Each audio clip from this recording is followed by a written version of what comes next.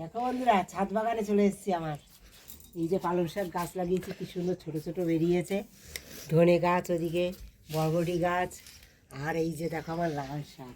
কেমন লাগছে আমার লাল শাক বাগানটা। দেখো ছাদে, দেখো সব বস্তায় সব তৈরি করেছে আমি। সব বস্তায় দেখো মাটি দিয়ে সব তৈরি করেছি। সব অনেক বস্তা। দেখো কত সুন্দর শুধু হয়েছে। এই শাক তুলে নেব। শাক তো অনেক রকম খেয়েছি, কিন্তু আমি আজকে শাকটা রান্না করব কি দিয়ে সুস্বাদু করব, সঙ্গে না থাকলে কেউ বুঝতে পারবে না। আর আমার শাকগুলো কেমন হয়েছে সেটা একটু কমেন্ট করে জানিও সবাই। এত সুন্দর না, মানে আমার মানে মনটা জুড়িয়ে যায়। অনেক কষ্ট হলেও কিন্তু এই শাক দেখে আমার মনটা জুড়িয়ে যায়, একবার মনটা পুরো ভরে যায়। শাক তুলে নিয়েছি, এখন এই টাটকা শাক আমি এখন এগুলো সুন্দর করে কেটে নেব। হ্যাঁ, মিহি করে কেটে নেব। তারপরে এটা যে কি, অনেক তো খেয়েছে তোমরা অনুষ্ঠান বাড়িতে শাক, লাল শাক, কিন্তু আজকে যে শাকটা করব না যে জিনিস দিয়ে, মানে তা অসাধারণ লাগে, অসাধারণ। কিন্তু সঙ্গে থাকতে হবে, দেখতে হবে। স্কিপ করে দেখলে একদম বুঝতে পারবে না, শেষ পর্যন্ত দেখতে হবে। একদম শেষে গিয়ে তোমরা বুঝতে পারবে যে কি দেবো এর সঙ্গে, যেটা একেবারে দারুণ সুস্বাদু। মানে সমস্ত রকম শাকের রেসিপিকে হার মানাবে এই শাকের রেসিপি, যেটা এর সঙ্গে দেব সেটা আমার সঙ্গে থাকলে অবশ্যই দেখতে পাবে। দেখো একদম টাটকা তাজা, একদম লাল লাল শাক আমার ক্ষেতের।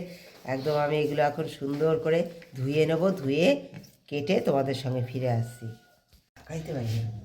দেখো বন্ধুরা, আমি লোটে মাছ তোমরা দেখেছো ভেজে নিয়েছি আমি। এবার তেল সামান্য গরম করে নিয়েছি। এবার তেলের মধ্যে দিয়ে দেবো আমি কাঁচা পেঁয়াজ। এই যে কুচিয়ে নিয়েছি একটা পেঁয়াজ গোটা, এই পেঁয়াজটা দিয়ে দেবো।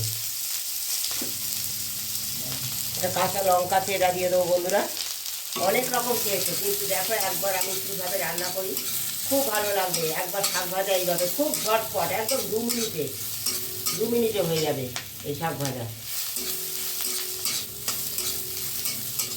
মতো দিয়ে দিলাম লবণ, পরিমাণ মতো দিয়ে দিলাম লবণ।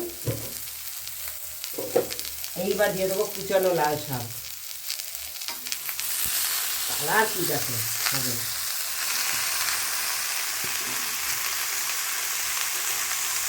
দিয়ে দেবো কুচানো রসুন। আমি রসুনটা কাঁচা দেবো, তেলের উপর দেবো না বন্ধুরা।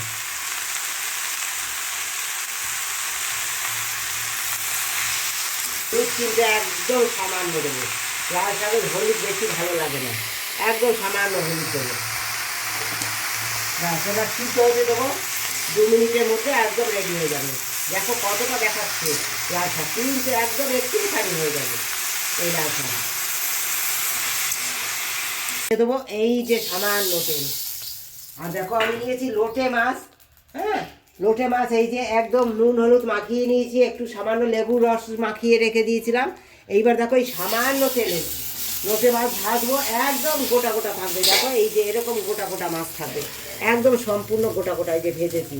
হ্যাঁ, দেখো এই সামান্য তেলে ভাজতে হবে। এই যে দেখো একদম খালি তেলটা লাগিয়ে নিলাম। হ্যাঁ, জোর আঁচ দিতে হবে, একদম ফুল আঁচে ভেজে নিতে হবে। দেখো সব মাছ দিয়ে দেবো।